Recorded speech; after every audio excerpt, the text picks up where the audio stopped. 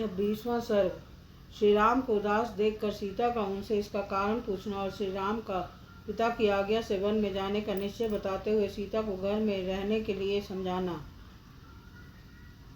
धर्मिष्ठ मार्ग पर स्थित हुए श्री राम माता द्वारा स्वस्ति वाचन कर्म संपन्न हो जाने पर कौशल्या को प्रणाम करके वहां से वन के लिए प्रस्थित हुए।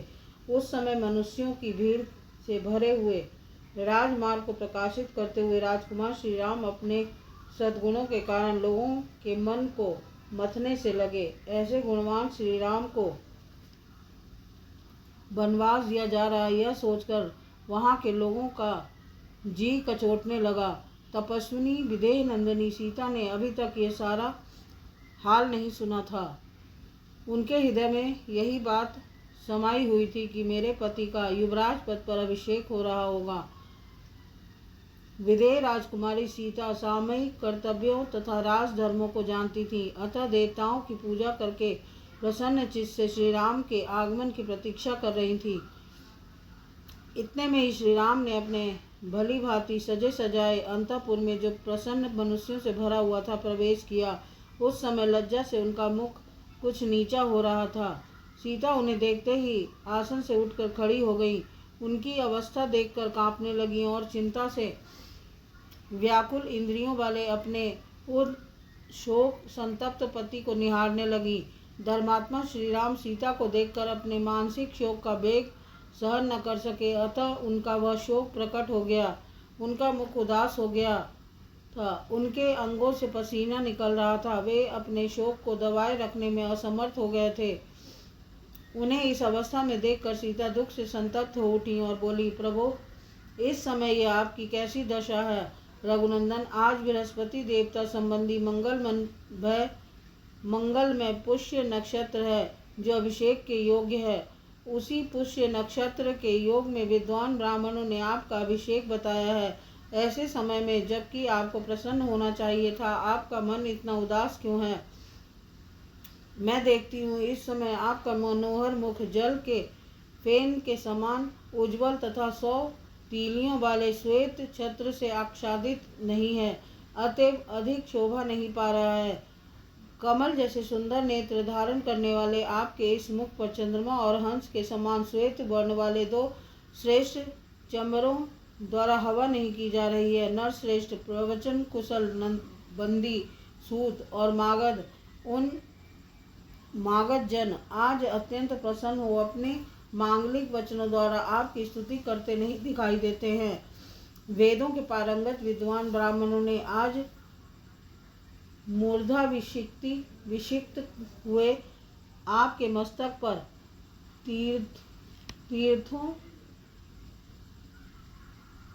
तीर्थोदक मिश्रित मधु और दधि का विधि पूर्वक अभिषेक नहीं किया।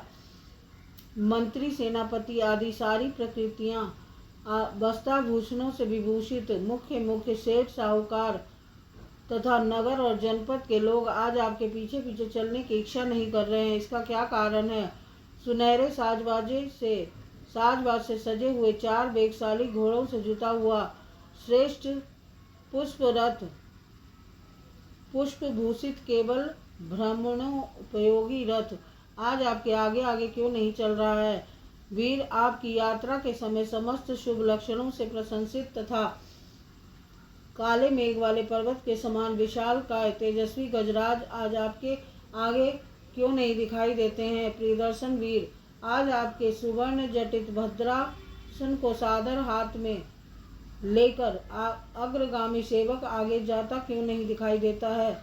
जब अभिषेक की सारी तैयारी हो चुकी है, ऐसे समय में आपकी यह क्या दशा हो रही है? आपके मुख की कांति उड़ गई है, ऐसा पहले कभी नहीं हुआ था। आपके चेहरे पर प्रसन्नता का कोई चिन्ह नहीं दिखाई देता है, इसका क्या कारण है? इस प्रकार विलाप करती हुई सीता से रघुनंदन श्री राम ने कहा, सीते, आज पूज्य पिताजी मुझे वन में भेज रहे हैं। महान कुल में उत्पन्न धर्म को जानने वाली तथा धर्म परायणे जनक नंदिनी, जिस कारण यह वनवास आज मुझे प्राप्त हुआ वह क्रमशः बताता हूँ, सुनो। मेरे सत्य प्रतीक पिताजी महाराज दशरथ ने माता कैकेयी को पहले कभी 2 वरदान वर दिए थे। इधर जब महाराज ने उद्योग से मेरे राज्याभिषेक की तैयारी होने लगी, तब कैकेयी ने उस वरदान की प्रतिज्ञा को याद दिलाया और महाराज को धर्मतः अपने काबू में कर लिया। इससे विवश होकर पिताजी ने भरत को तो युवराज के पद पर नियुक्त किया और मेरे लिए दूसरा वर स्वीकार किया, जिसके अनुसार मुझे 14 वर्षों तक दंडकारण्य में निवास करना होगा। इस समय मैं निर्जन वन में जाने के लिए प्रस्थान कर चुका हूँ और तुमसे मिलने के लिए यहाँ आया हूँ। तुम भरत के समीप कभी मेरी प्रशंसा न करना, क्योंकि समृद्धिशाली पुरुष दूसरे की स्तुति नहीं सहन कर पाते हैं। इसलिए कहता हूँ कि तुम भरत के सामने मेरे गुणों की प्रशंसा न करना। विशेषतः तुम्हें भरत के समक्ष अपनी सखियों के साथ भी बारंबार मेरी चर्चा नहीं करनी चाहिए, क्योंकि उसके मन के अनुकूल बर्ताव करके ही तुम उसके निकट रह सकती हो। सीधे राजा ने उन्हें सदा के लिए युवराज पद दे दिया है, इसलिए तुम्हें विशेष प्रयत्न पूर्वक उन्हें प्रसन्न रखना चाहिए, क्योंकि अब वे ही राजा होंगे। मैं भी अब पिताजी की उस प्रतिज्ञा का पालन करने के लिए आज ही वन को चला जाऊंगा। मनस्विनी, तुम धैर्य धारण करके रहना। कल्याणी, निष्पाप सीते, मेरे मुनिजन सेवित वन को चले जाने पर तुम्हें प्रायः व्रत और उपवास में संलग्न रहना चाहिए। प्रतिदिन सवेरे उठकर देवताओं की विधि पूर्वक पूजा करके तुम्हें मेरे पिता महाराज की वंदना करनी चाहिए। मेरी माता कौशल्या को भी प्रणाम करना चाहिए। एक तो वे बूढ़ी हुई, दूसरे दुख और संताप ने उन्हें दुर्बल कर दिया है, अतः धर्म को इस सामने रखकर तुमसे वे विशेष सम्मान पाने के योग्य हैं।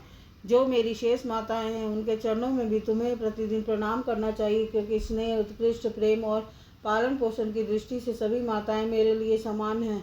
भरत और शत्रुघ्न मुझे प्राणों से भी बढ़कर प्रिय हैं, अतः तुम्हें उन दोनों को विशेषतः अपने भाई और पुत्र के समान देखना और मानना चाहिए।